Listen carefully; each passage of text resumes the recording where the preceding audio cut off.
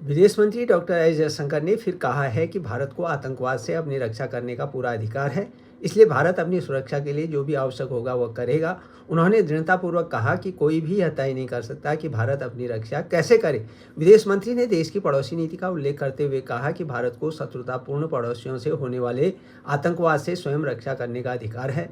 उन्होंने यह भी कहा कि लगातार जारी सीमा पार आतंकवाद सद्भाव को कमजोर करता है और जल बंटवारे जैसी व्यवस्थाओं के लाभ को निष्क्रिय करता है। उन्होंने कहा कि सहयोग और हिंसा जो है एक साथ नहीं चल सकते। भारत के व्यापक दृष्टिकोण के बारे में डॉक्टर जयशंकर ने वसुधैव कुटुंबकम का जिक्र करते हुए कहा कि भारत की जो विदेश नीति है वो सारी दुनिया को एक परिवार मानती है और राष्ट्रीय क्षमताओं तथा साझेदारियों के माध्यम से समस्याओं का समाधान उस करने पर केंद्रित है।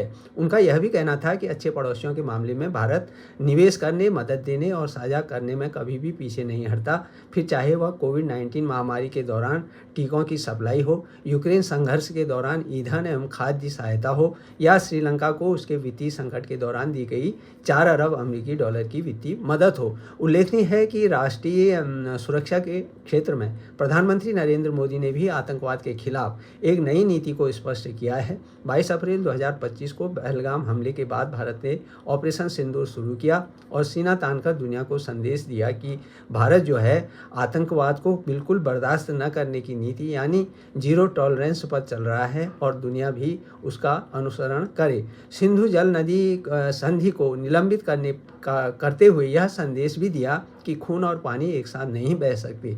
यह सच है कि भारत के पड़ोसियों में पाकिस्तान ही एकमात्र ऐसा देश है जिसे भारत की नदियों का पानी भी चाहिए और अपने देश से आतंकवादियों को भेजकर भारत के निर्दोष लोगों की हत्या कर उनका खून भी। पाकिस्तान यदि भारत से सही मायने में मैत्री चाहता है तो सबसे पहले उसे अपने देश में खाद पानी पा रहे आतंकवादियों का समूल नाश करना होगा। उनके ठिकानों को नेस्तनाबूद कर भारत को यह पूरी तरह आश्वस्त करना होगा, तभी बात आगे बढ़ सकती है। अन्यथा अभी तो भारत ने पानी बंद किया है, आगे न जाने उसे अपने देश में प्रायोजित आतंकवाद की और क्या क्या कीमत न चुकानी पड़े।